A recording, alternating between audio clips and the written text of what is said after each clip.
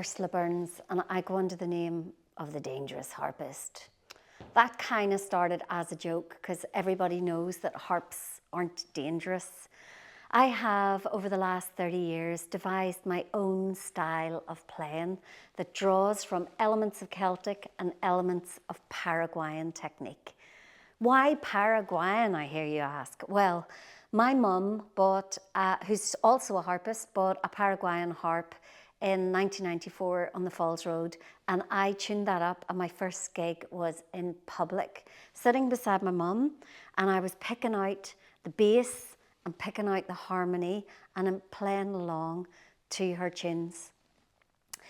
Over time, this helped me develop my own unique style, and I never had a lesson. In the 30 years I was playing, I never had a formal lesson, so I never really wanted to teach harp. But the interesting thing is that now I believe that if you want to expand out of if you want some extra tools, some extra flourishes, expand out of the formal training that you've had, or if you want to start fresh, there'll be something interesting and outside the box that you can find by going through my course. When I started to play harp, there were two pathways to learning. One was classical and the other was traditional.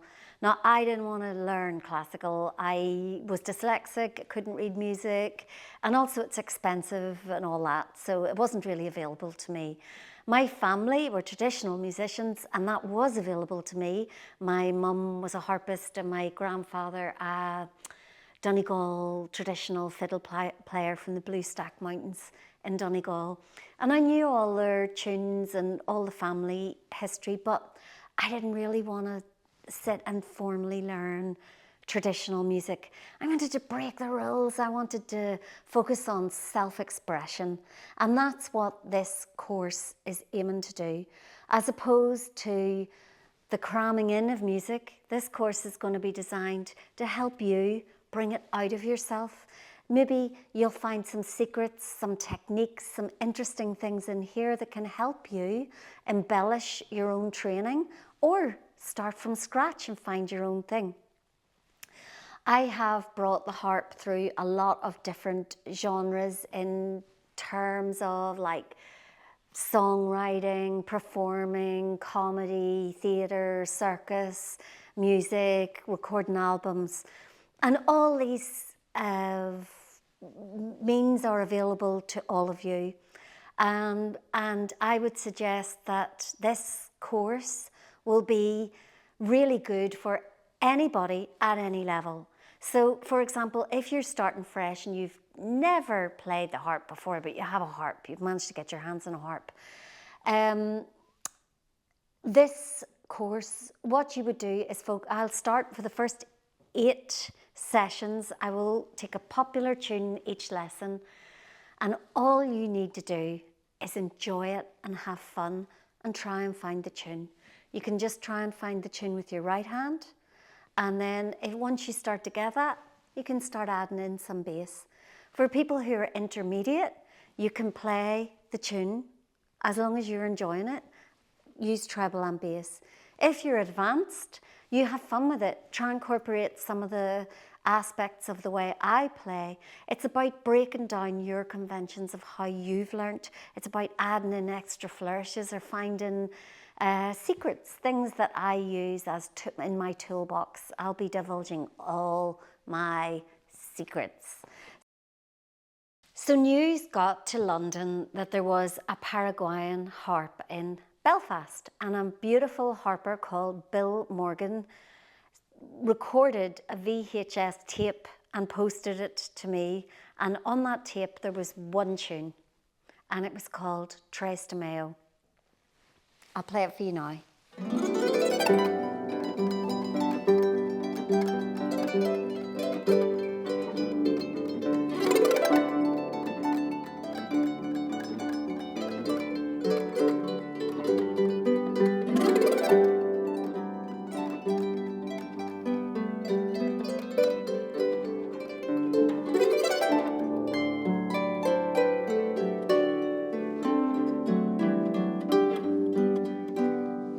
there's a second part, but just to give you an indication of what happened, that tune changed my life and my playing.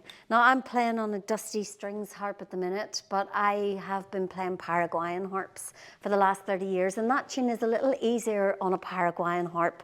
But the reason why I'm doing it on this harp is I presume that most people don't have a Paraguayan harp.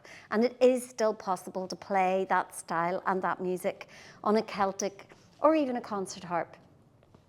So I learned that tune, and then I started bringing elements of that into the Celtic music. So for example, I would be sitting beside my mum and playing this tune, which is Shoe the Donkey, that my grandfather used to play.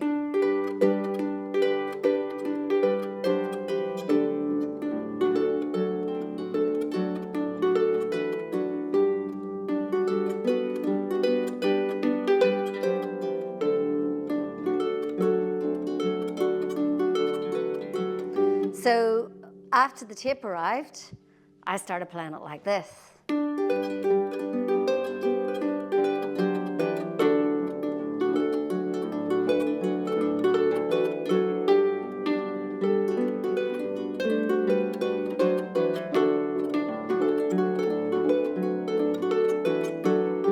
And that's very symbolic. That's my style. That's how my style is. I fall in and out of rhythm and embellishment and turning things upside down and looking at them from a different angle. So as the course develops, I believe that by teaching or some popular tunes, not really teaching, but you know, showing you what I do with the popular tunes, that over time you will start to gather a picture and an element of the style that I've created and the flamboyant style within which I play. And like everything, if you find something's too difficult, or if you find something boring, or if there's something you don't like, you don't have to do it. The whole aspect of this course is that I'm not really a teacher. I'm going to be an inspirationalist. I'm going to give you inspirations of how you can think outside the box. And nothing is to be taken as gospel. So for example, if you have learnt with a traditional teacher, say, who's worked with using the correct fingering, you stick to that, stick to the correct fingering. Keep what you want to keep.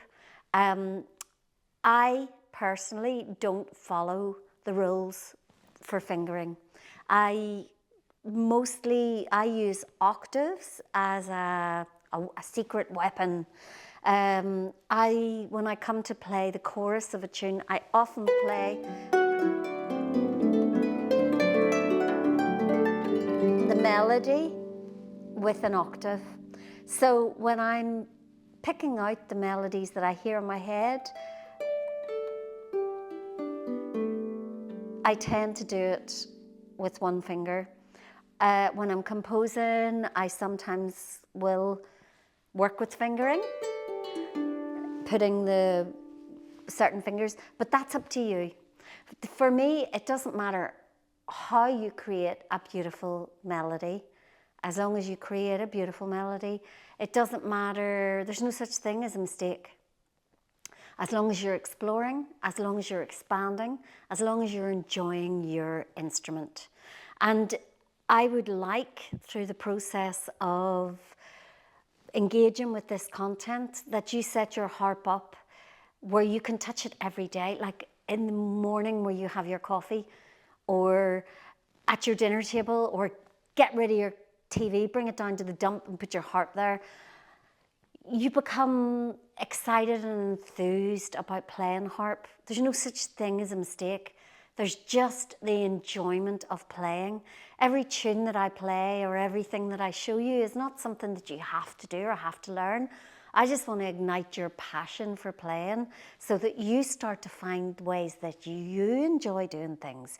You start to feel the pleasure of actually merging with your harp. And if you don't like a tune, miss that lesson. If you hear a tune in your head that you like, I also want to connect your brain where you hear the tunes to your fingers. So you can think of a tune that can come out your fingers. That's what my course is about. You can't do anything wrong. All you can do is absorb some information, assimilate it, and then create your own style. And that's the idea, is that you expand, you find secrets, you find fun, you find new ways of doing things. You maybe find a tune or two that you'd never thought of playing on the harp, and that you basically expand and find inspiration in what I'm about all my years of playing. I'm going to break this course into, I think we'll call it seasons. So season 1 is popular tunes. Season 1 will give you tunes that you will know, and that should make it easy enough for you to start understanding how I play them. It'll just be a series of popular tunes. But if you go the whole way through all the tunes, you'll find different things in every tune that build up a bigger picture of the technique of how I play. So over the course of the videos, I'm divulging a lot of information about the premise of the self-created technique that I've developed over 30 years of playing live gigs. Season 2 is going to be about dangerous harping. So season 2 is more about performance, about composing, about stagecraft, about comedy, how to play comedy on the harp, what's the focus there. Season 2 is also going to go into things like working for companies, like if you are working with a circus company, or you have to compose on the harp for a theatre company. It's about how you would gather the content to make an album and the process of making an album. It's about marketing, and it'll cover a very broad number of themes, and it'll be basically dangerous harping. So season 1 is just about my technique, and season 2 is about the dangerous harpist. And there'll be nuggets in there, there'll be information, lots of information. So they'll be very diverse and quite different videos. The season 3 is going to be about the secret melodies of trees, and it'll be myself going through the album of the secret melodies of trees and teaching the compositions. So if there's any tracks on that album that you particularly like, I'll be working my way through teaching how to play them. So let's start with Tres to Mayo and Shoe the Donkey. Tres to Mayo.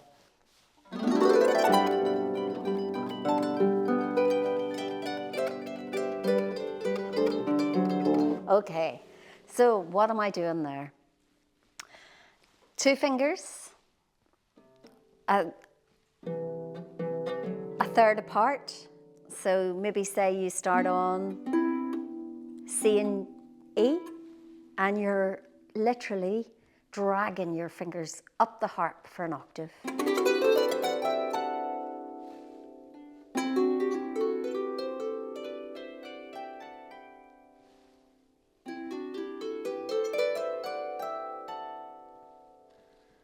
You can pause and practice that.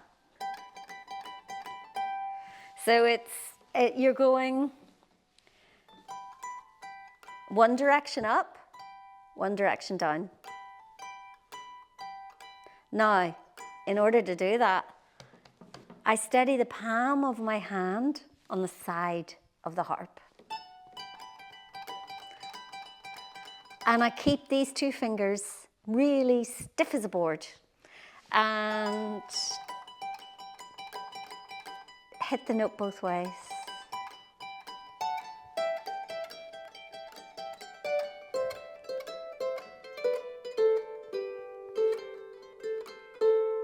Yeah? So when you've got that, you'll be able to go.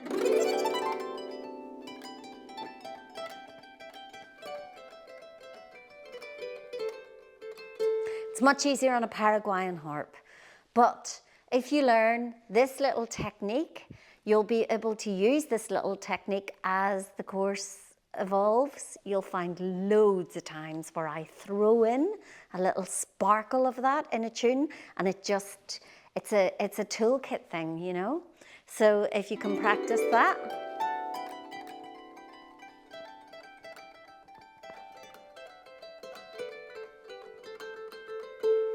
Once you've got that,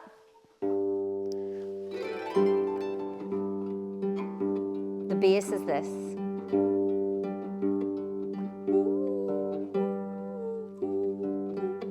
Actually, I probably do it wrong, but there is no right or wrong. There's just what I do and what I'm telling you. You can do it with the correct rhythm, or you can do it with any rhythm. You can do anything you want at your harp and your life. This is what I do, and this is available. And I'll put them both together for you.